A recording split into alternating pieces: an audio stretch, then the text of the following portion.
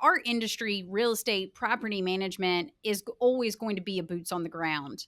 I think that there's a lot of case studies out there that the use of certain algorithms or AI to generate your boots on the ground does has crashed and burned several times. So I do think that there's always going to be a level of that's going to be a necessity. However, integrating that with the changing tech world and finding ways that AI could help us be more efficient is going to be a focal point for, I think, most companies. And it's going to affect us very differently. Welcome to the Path to Passive podcast, where we talk about building wealth and empowering lifestyle through commercial real estate investing for tech professionals. I always wish that other tech professionals reaching financial freedom had documented their journey along the way, so I'm doing it for the rest of us. Join us as we explore stories, many failures, and lessons learned along the way. I hope you enjoy and subscribe. Hey, what if your path to passive income didn't require being a landlord or even seeing the property? Lindsay Davis is the CEO of Spartan Invest, a full-service turnkey provider that's managing over 2,000 single-family rentals across the Southeast.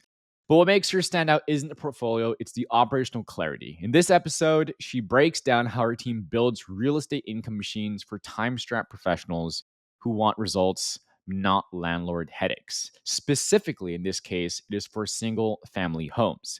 Now, why this episode matters is that if you've ever said, I want to invest, but I don't have time, of course, many of you, this one is for you. Lindsay just doesn't pitch passive income, but she talks about how it's operationalized with her area of business. Now, we get into systems, the metrics, even some of the risks that most people skip. In this episode, we talk about the myth of maintenance-free rentals and how to plan smarter, how Spartan uses forward commitments to offer 5.5% rates in today's market, right about there, and what to ask any turnkey provider to know if they're legit.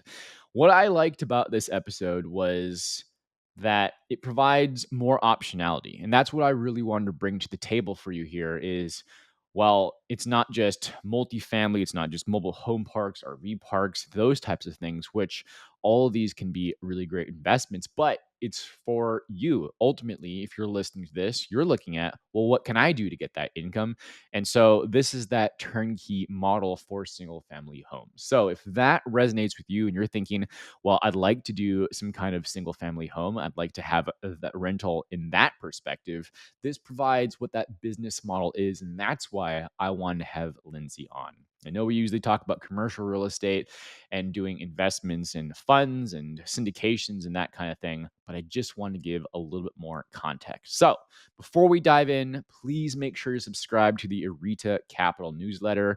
Every 2 weeks, we drop frameworks, deal breakdowns, and passive income insights straight to your inbox. So with that in mind, lean in, take notes, and let's get into this episode. Lindsay Davis, thank you so much for being here on the show today, making real estate investing passive, profitable, and possible for everyday professionals through through full service turnkey solutions and data-backed strategies.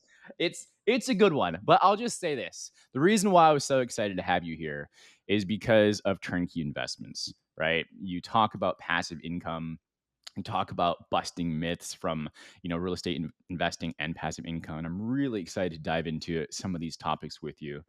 But let me turn over to you quickly. Tell me a little bit about yourself and your background, how you got here.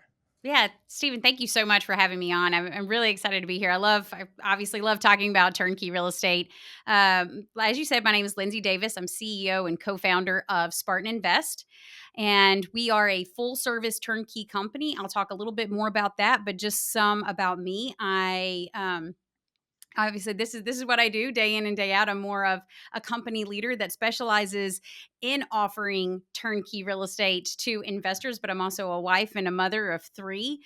And so that keeps me fairly busy. I don't have a ton of spare time. I wish I could talk to you all about my hobbies, but they primarily consist of being at baseball parks and football fields outside of what I do for Spartan. So that's just a little bit about me. But yeah, I can dive a little bit more into kind of what Spartan is and what we offer, or if you want to talk a little bit more Yeah, about the please. myths first. Yeah, so Spartan Invest, Yeah. and I'll talk. Go ahead. I'm sorry. No, absolutely. Just tell us a little bit more about Spartan Invest in general, and I do want to get into those topics, but, what are the main focuses for Spartan right now? So, like I said, we're full service turnkey company. And what that means is we're handling every single piece of the puzzle when you're looking to purchase properties. Now, we're based out of our home office is in Birmingham, Alabama, but we are in Alabama, Georgia, and Tennessee. And we are purchasing properties, single family homes all over the state in all of our markets. We're purchasing properties, doing full renovations to those properties, and then selling those to investor clients. And then we also have a property management company in house. Our property management company is Atlas Rental Property, and they continue to manage that property for the investor after the sale. And really, our target investor are those investors that are wanting to get into this space. But if you are doing any kind of due diligence on real estate investing, there are so many things that you need to know. You need to know market research. You need to know how to properly analyze a deal, what that property is going to rent for, what is the market analysis, what's the for sale value of it. Make sure you're not going to get underwater in that property. How do you place a tenant? There's a million different variables, and so we are here essentially to check all of those boxes for our clients. We've been doing this since around 2013. And then in 2020, we also started new construction. So we offer new construction build to rent properties. We don't do primarily build to rent neighborhoods, and I can talk a little bit more about that if you are interested, but we do build neighborhoods that sell to both owner occupants and investors for rental purposes as well. So if you're interested in, we have a lot of investors that want to diversify. They want some because the price points are different. There's pros and cons for both, and so we have a lot of investors that diversify their portfolio and purchase in multiple states and are purchasing new construction and renovated properties. Cool. Now, how Spartan got started, I can talk a little bit kind of how we got here. Was in 2010, my business partner and I, we were working in corporate America, a lot of hours, pretty young, right out of college, and had distant relatives of my partner in Montgomery, Alabama, that were flipping properties. Asked us if we wanted to participate, so we were kind of doing it on the side and purchased some properties. They were every the market was extremely different. The properties we were able to acquire were next to nothing. Mhm. However, they were also a lot more challenging to sell. So we decided to take the leap, the real estate leap. We left our corporate jobs, just he and I, and started flipping houses full time. And, in 2010, 11, 12, it was just different. Properties sat for longer. There was a lot more, hey, buyer concessions that were made. And in those times that if we didn't sell a property, it was the constant grind. We didn't make money. I mean, this was a Mhm. startup. So if we didn't sell any properties, we were out of a paycheck. And that was a little bit more of a manageable risk at the time for us, but in kind of a panic, we went out and purchased 20 rental properties. And we didn't do a ton of renovation to them. We were able to purchase them for almost next to nothing. And the income that we were generating from those rental properties was really paying all of our overhead. It was keeping the lights on when things were a little bit slower for those flip properties. And that's really when kind of the light bulb hit, and it was, hey, this is the value that we see in real estate. This is where we can offer a real service in this industry. And so we completely changed our business model in 2013, went hardcore into the turnkey space and property management full time. And since then we've got over 2,000 doors under management in our property management company, and it's been really great. Wow, that's really impressive. That's 2,000 single family homes under management. Yes, yes. That is quite that's quite a lot of single family home It tours. is. It's a lot. It is. It seems kind of crazy that it's blown up that much.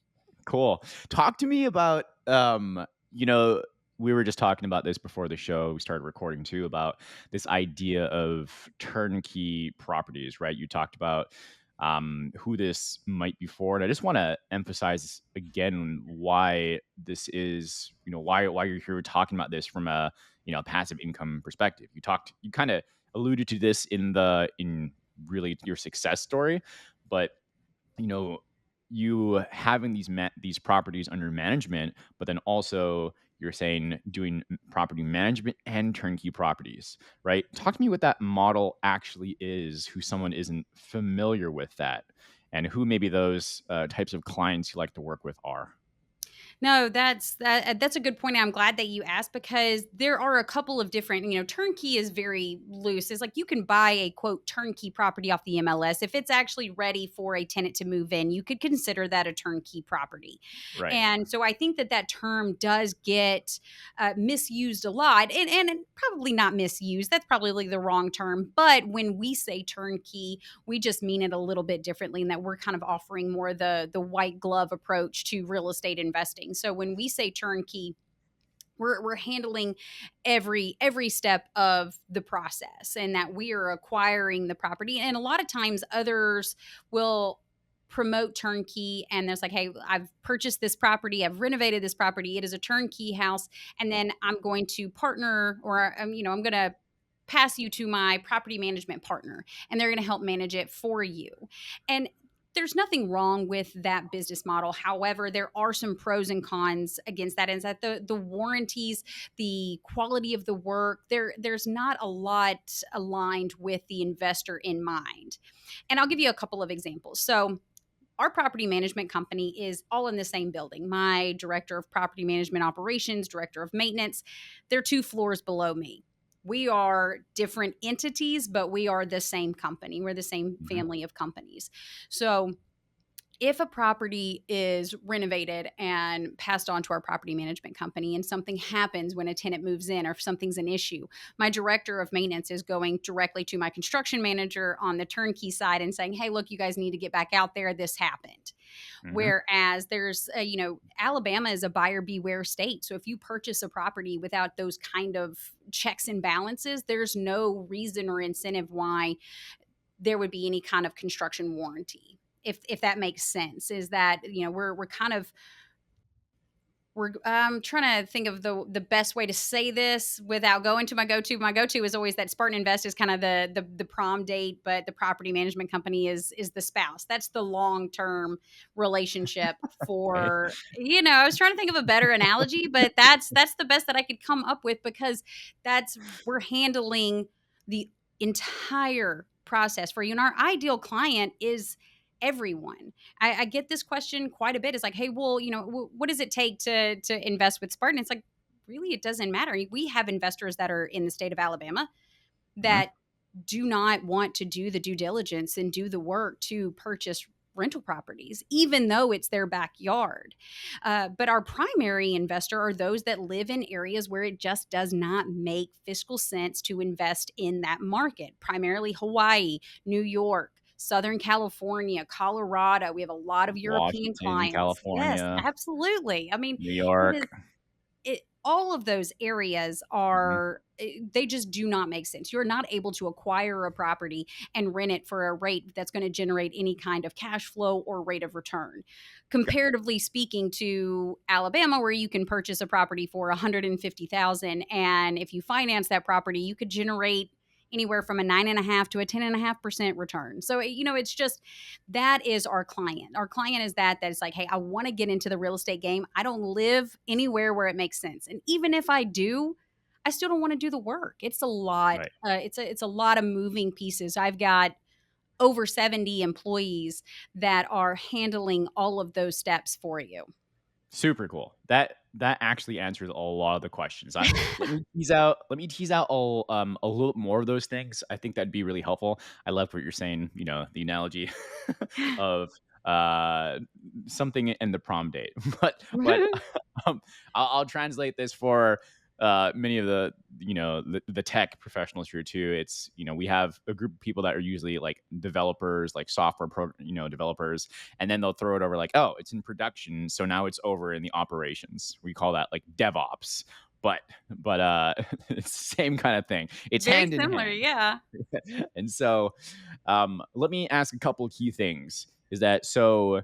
Not only will you do the acquisition, but you'll you'll do the rehab itself, and then you'll offer it so that someone who wants to buy this can, right? Correct. And Correct. and you will help because of property management as well. This makes it turnkey because you'll go find the tenant as well and manage it, correct? And manage it. Yes. Okay. And you go through kind of if you want to go to our website and kind of see the whole cycle, and that you go from our closing department to our property management department, like you have a client services person that follows you through the process as we go through the process with you. But we are placing that tenant. We're letting you know anything that happens if your property becomes vacant, or if your tenant's child flushes a GI Joe down the toilet. We're going to let you know, and we're going to handle it, but you're going to get an email that says, hey, look, this is happening.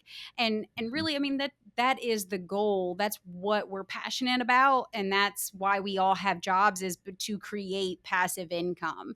And so we want to make it as hands off as we can for our clients. Cool. So someone's probably wondering, Lindsay, this sounds super cool. How do I know where this property is? How do I pick that type of thing out? Yeah, and so there's a couple of different things, and that I don't ever want to promote or advertise, hey, just go to our website and trust us. I do. I've been in this business for a very long time, and we're strategic on where we purchase. Mhm. So when we decide to purchase in a particular area, there are some things that we take into consideration, and that is overall affordability. That is the crime rate. We have our own rating scales that are very similar to your ABCD. We also look at owner occupant tenant ratio, and that we always want to stay in that 60-40% ratio. And that if you ever get to an 80% owner occupant in a particular sub market, and these are all B markets kind of around, your major metro areas. But if you ever get to the 80%, chances are that the owner occupant is going to outbid you.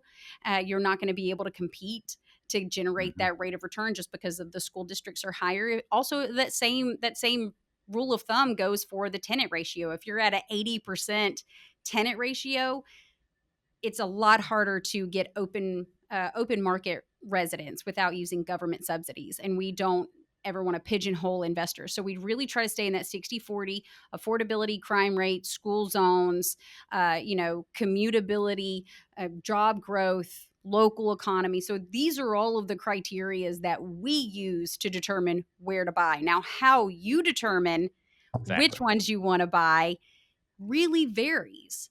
Of all of our investors, we have some investors that, hey, as long as it cash flows $250, I don't care if it's pink and in the middle of 15 acres in Alabama. We also have a lot of investors that are, hey, I want a ranch home, brick 3-2. I want the dream. I want something that I'm going to want to move into. It Mm. it honestly varies. Now, I would say that when deciding what you want to purchase and where you want to purchase it, is that you need to first ask yourself, what's your why? Is Mhm. how passive do you want to be? And then how risk averse are you? Because if you want to buy a renovated property, now we're doing heavy renovations to them, and I can talk a little bit more about what all we do to these properties. But um if you're a little less risk averse, if you're like, hey, look, I don't, I want to know that I'm not going to have any maintenance in the next 5-7 years, then obviously the new construction is going to be kind of the path that you want to take. But that is going to generate a lower rate of return, lower cash flow, and appreciation is going to be your biggest end game, and low Right. maintenance. So again, it's your why. What's your goal? What are you trying to generate more of a cash flow, because you're going to be able to get that from the renovated properties. Yeah. But we also have amazing wealth management advisors that walk you through those different things, that walk you through, like, hey, this property, we did XYZ to this house. Mhm. And this is here's a video of the street. We also provide that, because we understand that most of our investors are buying these properties sight unseen. We have to provide a ton of information to them to make them comfortable. So we're doing street views and professional before and after photos, home inspections, sewer scopes, all of those things that we're doing to pass on to the investors so they feel comfortable with all of the work that's been done. Yeah, exactly. And many of the listeners right now are going to be looking to replace more and more of their cash flow because, you're thinking of accredited investors, they're probably making 250, 350 plus. And so anything they can do to get that, cash flow, appreciation is good as well, of course, but more and more cash flow is Absolutely. usually what I'm hearing with the people that I'm talking with as well. And so, um, do you have people that come out and look at properties before they purchase that kind of, or is it many of your clients will buy things sight unseen? Most of our clients do buy sight unseen. We do have investors that come and tour, and they just want to see a lot of properties. The thing is that we just have such a revolving door of properties. A lot of times, by the time investors make the plan to come out, if they're looking at one particular property, that property might be gone. So we'll have Hmm. investors that come and say, "Hey, I just want to meet the team."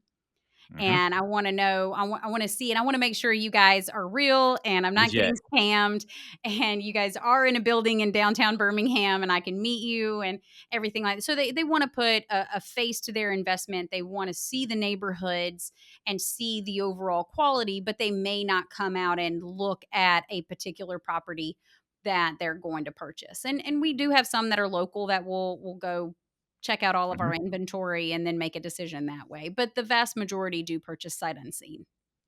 Got it. So is your buy box, you were giving again just numbers, just it's subject to the property, etc. But is the buy box are you looking at around, can we do a 10% return? Is that about what you're looking for when On you if offer to you're investors? purchasing finance, yes. That's about where we sit. Now, we do see, in some of our markets, like in North Alabama, that's a little bit more of a more desired market than you've got in Birmingham and Montgomery, just because of all of the job growth and your median household income is significantly higher in North Alabama than it is in Birmingham. So the Mhm. returns in that market are a little bit lower. You're probably going to be about sub 10 there, but yes, that's on average what we see. We also provide that's factored in there. You're like, well, how are you generating a 10% rate of return with interest rates at where they are? And currently we offer a forward commitment. And I don't know if you guys are familiar with that, but we're essentially Mhm. doing what builders have been doing for decades, and we bulk buy down interest rates. So we'll Mm, buy down $1.5 million to $2 million worth in loans, and we buy it down to 5.5%, and we pass that on to our investors.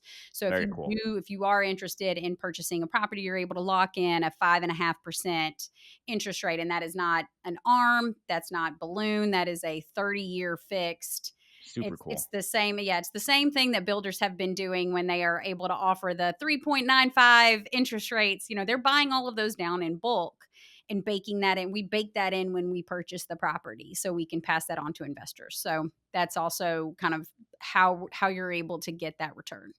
That's a really cool point to emphasize, and I'm glad you did. I appreciate that. And what did Yeah. you call that again? It's a forward commitment. A forward commitment, because A I've forward heard of commitment. buy downs, but I haven't heard of forward commitment. So, Well, because the thing is like we have to do it prior to, mhm, we have to, you can't. So when you do a rate buy down, you're limited on how many points you can buy down. So if the rate is at 8%, you can only buy that down to, depending on that investor and however they want to buy it down, you can only buy it down 2 points. And mhm, with a forward commitment, you have to pay it upfront, and there's a lot of risk associated with it. And so I yep, understand why a lot of people don't do it. There is a substantial risk in that if we don't use yep, those funds, they're gone. So if we're mhm, if we're buying $1 million worth of loan uh, for a forward commitment and it doesn't get utilized, that's money that we either have to pay for an extension on or lose. yes. So yeah. Cool. So, you've helped to, you've done acquisitions in a number of different markets. This then goes into, a menu for investors to look at. They're like, okay, A, B, and C, out of 10, maybe two or three look good, can narrow that down, do some more due diligence, move forward. And then they go and say, okay, that one at that neighborhood, that type of that product, right? That type of uh, Right. single family, that home, that property. Um, you know, using the right words, right? Right, right. It's a From a piece of business perspective. inventory, essentially. Yeah, you're absolutely right. Exactly. Yep. So that um, they can move forward. And do you guys place a tenant? Where does the tenant placement happen? Is it when they've already decided to purchase one and then it starts the tenant, or do you guys already just tenant placement, or do you once you're done with renovation and it is purchase ready, do you go and find a tenant already to put Mhm. them in? We do, since all of our properties, that's all of our properties are going to be rental properties at any given point. That's exactly what we do. So once we're through the construction process, we're already putting that property on the market, Totally. trying to place a tenant. So a lot of our properties are already occupied and cash flowing and available to investors when they're analyzing. Now, we do put our inventory in front of investors sometimes when we're still doing the renovation. So Hmm. that's really the only time where there might be a lag, is that if you put the property under contract when we're still doing our renovation, we're never going to ask anyone to close until we're completely done, until you have done all of your inspections, everything like that. But once we're done with the renovation, you may close right after we get done with the construction. So then we're placing the tenant. But all of that happens simultaneously. Yeah, it makes sense. Because regardless of, if it gets sold or not, you still would want it to be cash flowing on your own books until it is, Absolutely. Yes. I theoretically. mean, that's just the additional benefit, is that even if it sits on our inventory site for a minute, we're still making money off of it. So Right. Super cool. So then just to kind of close out thinking through the model. So great. Investor purchases. They are now the proud owners. They've taken title to the property. They have, you and your team is management. I'm not sure the one of the people at the dance is is the management company. And so what does that relationship look like? I mean, is there a portal? Is there walk us through that process. So once you've closed with our turnkey company with Spartan, we're going to say, "Hey, here is our property management company," and our team there. We have an investor relations team. They're there to they'll start with like, "Hey, congrats on your purchase. You're now the proud owner of 123 Main Street in Mhm. Alabama. Let's set up a Zoom call." So they set up a call with every single one of our clients to walk through. Our property management platform is Appfolio, and it's a new software, so it can be kind of, it can be kind of a little challenging. So it is a portal that you have access to 24/7. You can always see your P&L at any time, your current expenses, your incoming rent, but they're still going to set up that Zoom call with you. And it's like, "Hey, let's go through this. Let's go through the property management agreement, that answer any questions that you have about that. Let's make sure we have your ACH stuff set up so you can make Mhm. sure that you get paid when the tenant Yes. does pay their rent. That's extremely important.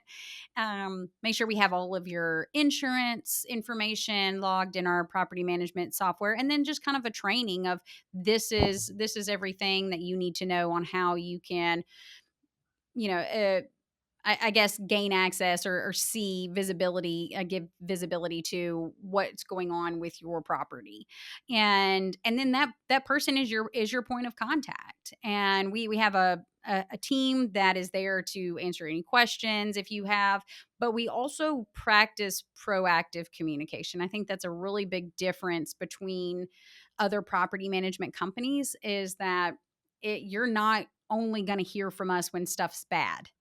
Perfect. We're going to do proactive communication at least once a month, even if nothing's wrong, even if it's like, "Hey, the tenant paid and here's your money." There's an Mhm. email. And then we're also going to pick up the phone and call you every quarter. Now, we have plenty of investors that are like, "Please don't call me. I want this. I want it passive. I want it completely passive." We have some investors that like, I would love to speak to you guys once a month, and that's okay. This is a Mhm. big investment. This is like what people are preparing their retirement for, their kids' colleges, like college funds. This is a huge trust partnership. So yeah, if you want to speak once a month, let's do it. If you don't want to ever hear from us and you just want to sit back and get the rent checks, okay, that's completely fine by us as well. But that communication is going to be set up. Now, we're also going to proactively communicate when things are not going well, we're gonna overload you a little bit with communication just so you feel like you're in the know. And what I mean when I say things are not going well is that if you have a tenant that happens to go into eviction, you're going to get updates on like, hey, we've been to court, we're in front of a judge, or we're set on this date to be in front of a judge, or we've posted the demand on the resident, or just giving you those updates so you're not just sitting there like, okay, well, has my tenant paid? What's going Yeah, on with what's happening them? here? What's happening? And stuff. And those it is a little bit of a slower process. Our average eviction days sits right now at 79 days is the average amount of time that it takes us to move a tenant through that eviction process. Now, while that's extremely low compared to other states, it's still a very long time to go without cash flowing Yep. and stuff. So we're trying to send every time there happens, and a lot of times you go a week and there's just not an update, but as soon as we move through that process, we're proactively sending you those emails letting you know. And those are worst case scenarios. We are an extremely metric driven company. We're tracking all of those numbers. Like I know our average eviction days, our current eviction rate is 2.3% is what we currently have, is what we average right now sitting in eviction. So 2,000 doors, 2.3% eviction rate is very, very low. However, if you're the proud owner of one of those 2.3%, that's a make or break, and we want to make sure that we're communicating as much as possible with you. Yeah, absolutely. I love the proactive thing. That has not been the case with some of my property management teams. So I'm always scheduling certain things. Um, That's so well, uh, when we started the property management company, we were surveying and talking to investors like, "Hey, what is your biggest pain point with property management companies?" And that's it. mhm, And I am not here to beat up property management companies. Property management is a very slim margin business.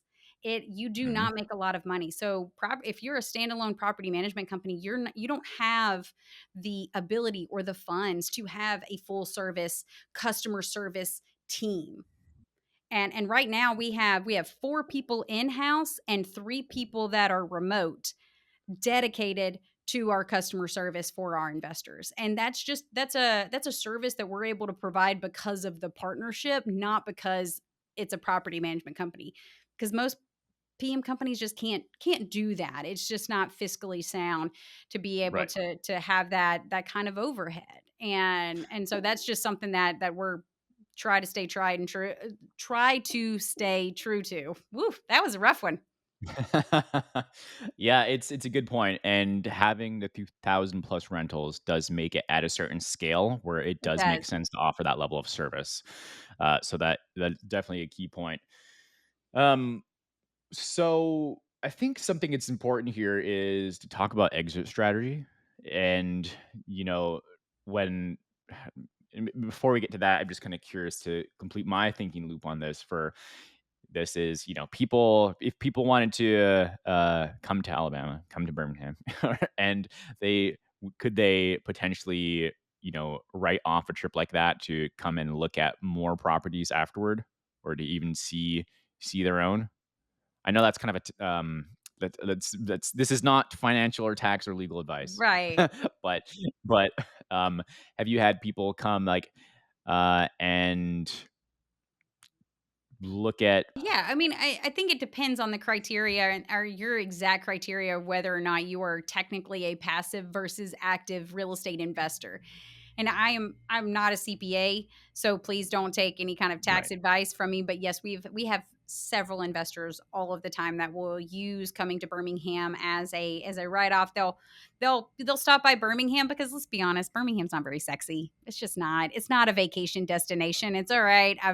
We've we know this, but people Yeah. will, hey, they'll be going to the beach or something like that, and they'll want to stop in at Birmingham and write the trip, write the trip off for those reasons or write portions of it off, but to be able to meet the team as well. But yeah, that's definitely always check with your CPA. Yeah, always check. My final question on that point before we get some other juicier topics too is one thing that I often get from talking with colleagues and people, in my environment is, hey, I'd love to invest, but I want to learn along the way. So they want the passive investment perspective, of course, but they have questions like, well, they want to take it some parts as a learning opportunity. So, is it cool for people to ask, like, how does this work? Or, what are you guys actually doing? Or even if they're really passive, what types of how many questions are acceptable to ask, I guess is my question. All of them, please, all of them, because the thing is that, like, we're not the only turnkey company out there. There's a lot of other very reputable, great companies that are in different markets. So please, if you're working with one of them or if you're working with Spartan, ask all of the questions. We also have a podcast that we dedicate to. I've got a lot of guests on our podcast, but our podcast is not, there's it's no ads. It is strictly for educational purposes. And that I have an entire episode devoted to our eviction process. This is what it looks like. On day 7, we post this. On day 10, we do this.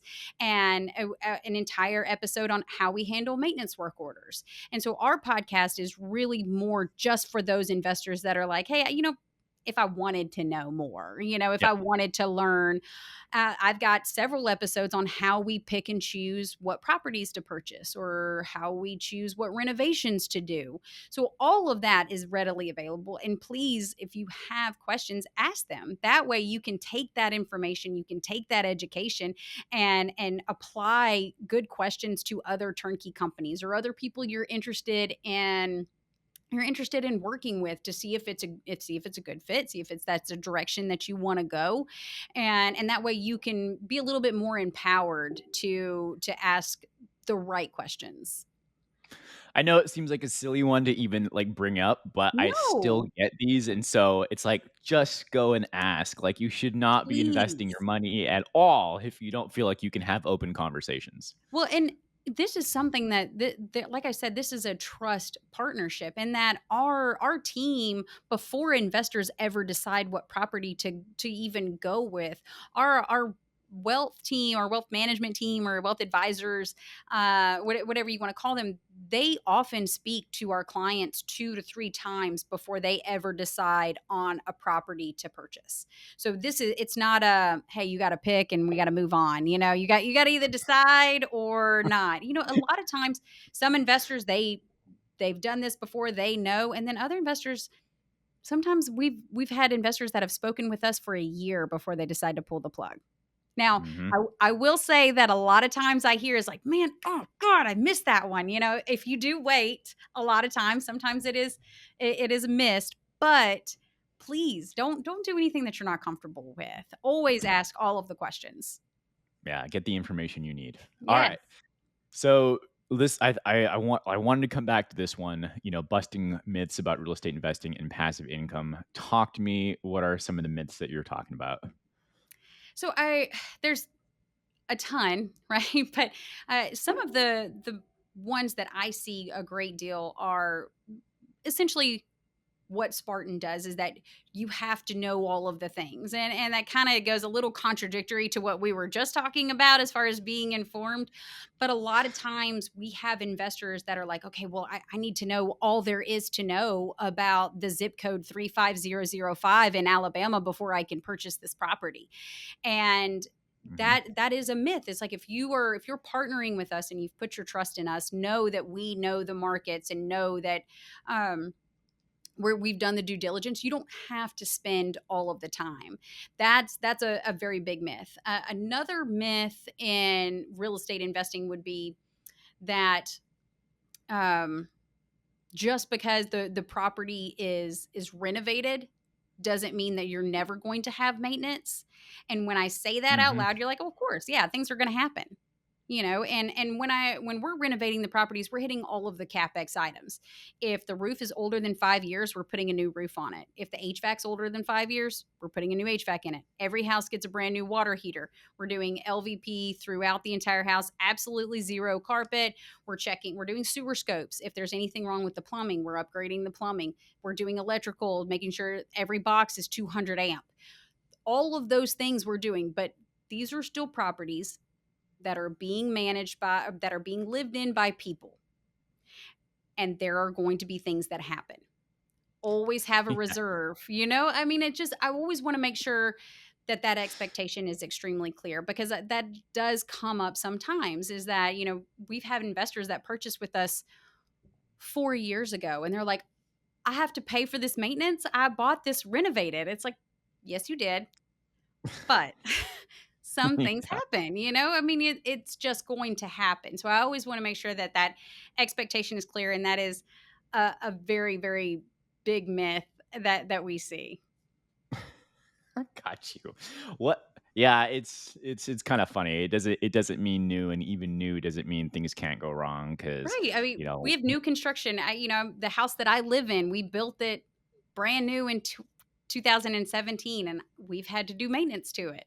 It's just yeah, it's just part of life. just what it is. So, it's a coming back to the last part of exit planning then. I mean, you're a metric driven company. Absolutely love that. And so, of course, how long do people hold on to their properties for? Do they ever do things like 1031 exchanges out there, or talk to me what some of the exit plans look like?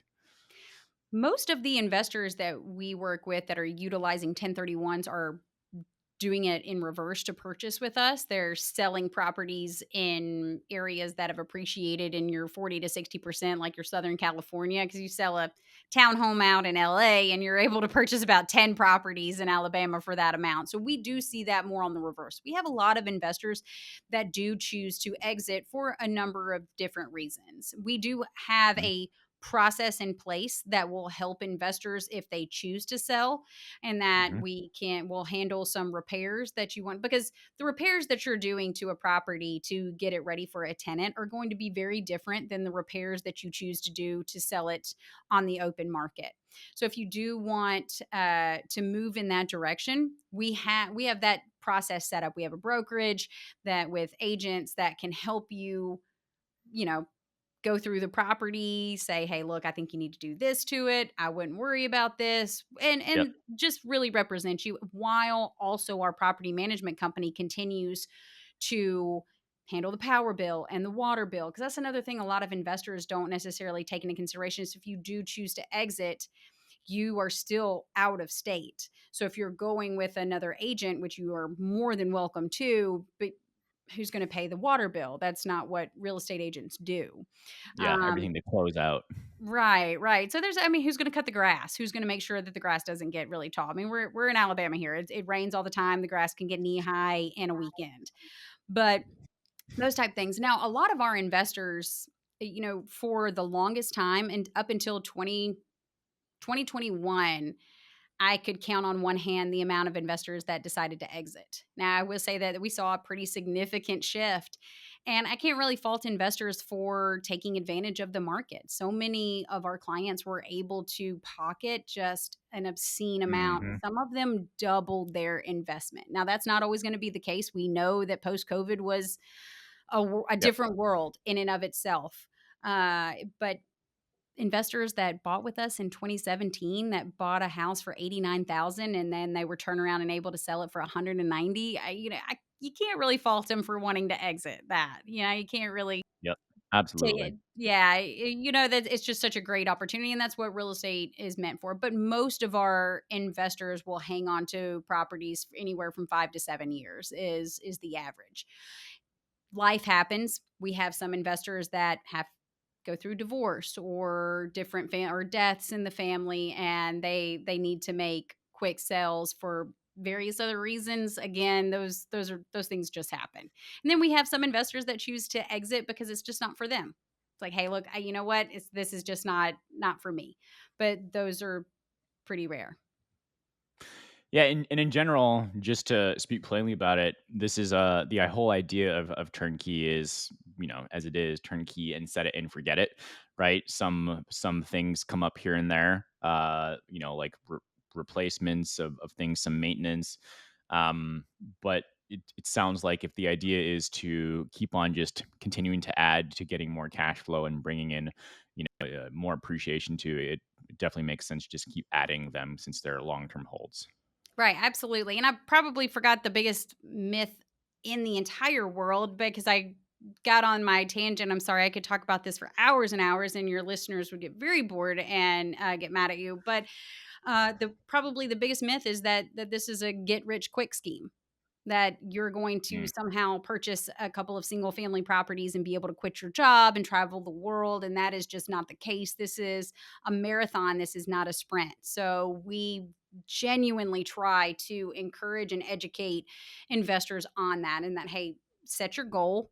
Me and my husband, I mean, we acquire properties. Our goal is to pay off a property every year and buy two every year. And that's just how, that's our why. That's where we want to be, what the income that we want to generate. We know that we need to do that every single year. So if doesn't matter what's going on in the world, interest rates, what have you, mhm. that's what we're going to be doing, because it is a long game. We're not getting rid of our properties because we've seen how much they've appreciated, and how much of rent increases that we've been able to get over the years as well, by holding on to them. So yeah, it's the goal is to buy it, set it, forget it.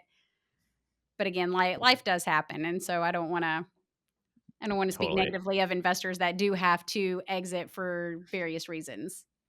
It again, totally subject to the property, but is the idea that you would help to invest or raise rents every year by a percentage, or like every 2 years, or is Every that 2 just years. property So specific? when we're placing tenants in our properties, we sign 2-year leases.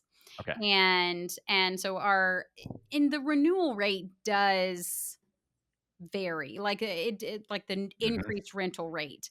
And so we rents just increased at a different rate over from 2020 to 2022, than they did from 2015 to 2017. So what our kind of rule of thumb is, when that renewal rate comes up, we're automatically increasing it 8%. And that's because the year over year average is anywhere from 3 to 4%. So if we're signing the 2-year lease, we're increasing it the Yep. 4% afterwards.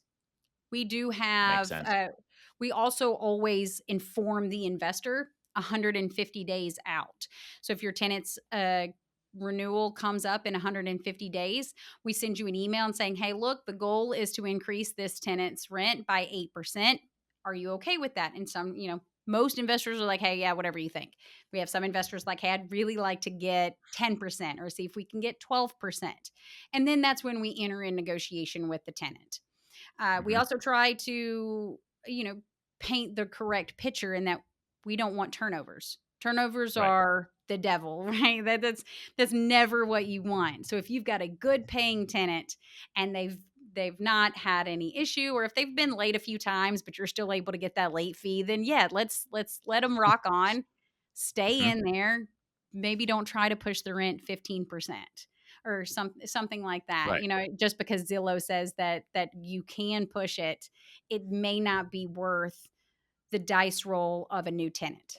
Totally. Totally. And you have to work with your people. It's a partnership It is. at that same time as well. Uh, Advice, recommendations, frames of mind, suggestions to investors that are looking to do their first rental purchase. Ask questions. It's going to tell you a lot on what you can. And if you want to know more about questions that you should be asking, I've got episodes on that as well, and I know that you can speak very very well to questions that you should be asking. Uh, but when I say that we're a very metric driven company, is that we're tracking everything. And if we don't, how do we accurately project how your investment is going to perform? If we don't know our occupancy, if we don't know what our 52-week, 13-week occupancy is, how are we able to say, well, you're going to generate a rate of return of Mhm. 9.5% because we average 4.5% vacancy or something? How do you know that? We track AR, eviction rate, maintenance ratio, move out days, average move out cost, all of those things. So when you're talking to other turnkey companies, when you're talking to us, when you're Mhm. talking to people that you want to partner with, ask them these things. Ask them what they track, because what is tracked is what is focused on. It's what becomes important. So if you're asking them, "Hey, well, what's your current occupancy, or what's your days on the market? How many days does it take to get a tenant in place?" And it's like, well, I mean, no, that's I think those are red flags. Like if it's not a topic, Measured. if If it's it is not not, measured, you can't improve it. yeah,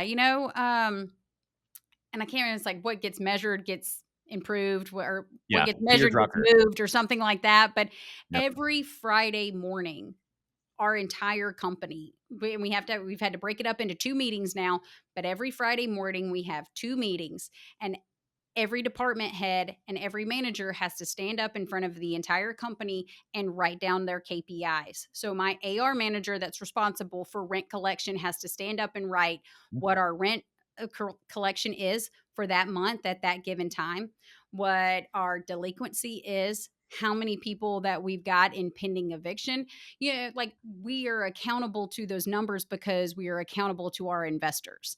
So that would be the biggest piece of advice that I could say, is that when you're looking at partnering with companies, ask the metric questions. Ask how your property is going to perform, because the people are the biggest piece of that puzzle.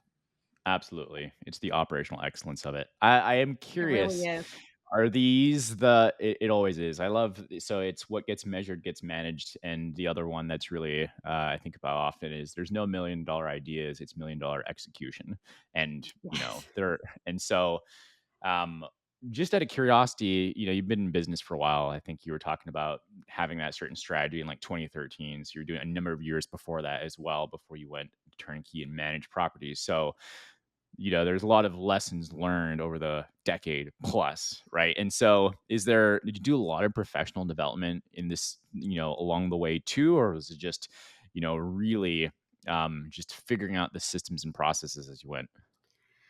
Ah, oof. Man, that's a good one, Steven. I gotta be really honest, because it was both. It was trial by fire, and I made a lot of mistakes, but I am a operationally driven person. I'm a process person. Basically, high anxiety, zero chill is what my husband likes to say. So, I think kind of more of a bull in a china shop, and figuring out the best possible ways. But yes, absolutely, professional development and continuing to do professional development. And I think everyone needs to do that. How you can improve. I think that sometimes we can get bogged down on the professional development side. You go to leadership seminars, or Hmm. management, read these management Sure. books, and it's like the 17 habits that are of successful leaders, the John Maxwell, Yeah. Yeah. and it's extremely intimidating, and there's no way you're going to be able to execute on all of them. But still, always keeping it front of mind. But the best professional development that you can get is experience, and it's going Absolutely. down one path. And I would say probably the biggest piece of our success is the ability to pivot quickly. And I think that 100%. that's where a lot of companies might struggle, and that if you go down one path, there's nobody has the answers, nobody has the crystal ball, nobody's going to be like, you know what, that's the wrong decision, that's you should not do that. But Mhm. once you know that it's wrong, you see that it's wrong, and you pivot and you change extremely quickly, immediately. And that's it's not easy. It's not easy, Mhm. because you're like, okay, great, I've got to go in here and flip this table now. So, Yeah. but that's Yeah. what you have to do. And I think that's probably the biggest piece. I love it. Being adaptable, nimble.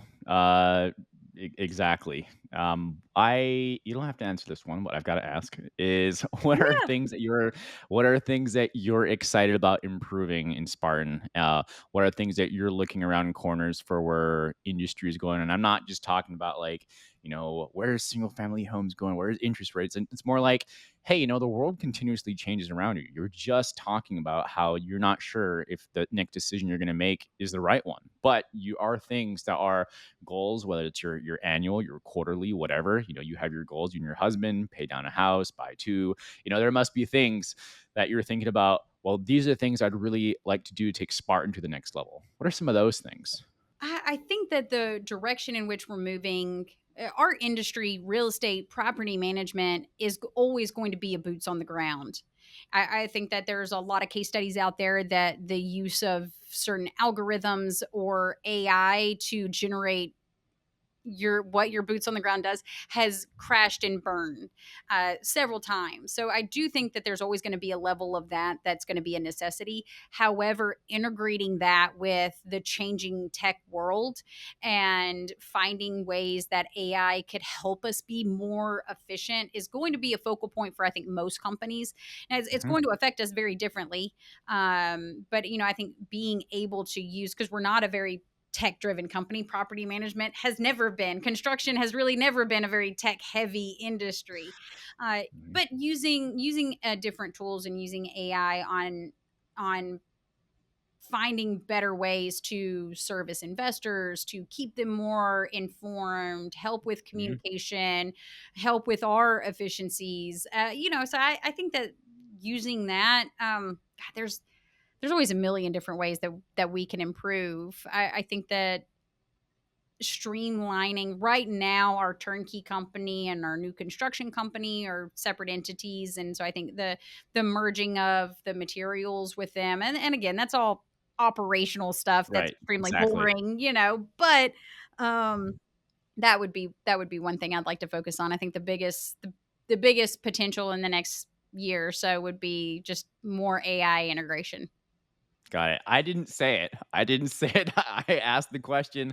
I'm like, I don't want to be like, where are you using AI in your companies, Lindsay? Like, it's more, it's hot. I get it, but it could be like, well, we're doing build to rent and we're looking at doing the other thing, and it could. I just want to leave it open. So, So is Lindsay, I that that's appreciate you. that's that's the good answer? Did I get that one right? Like that was There's no right answer. I was just curious.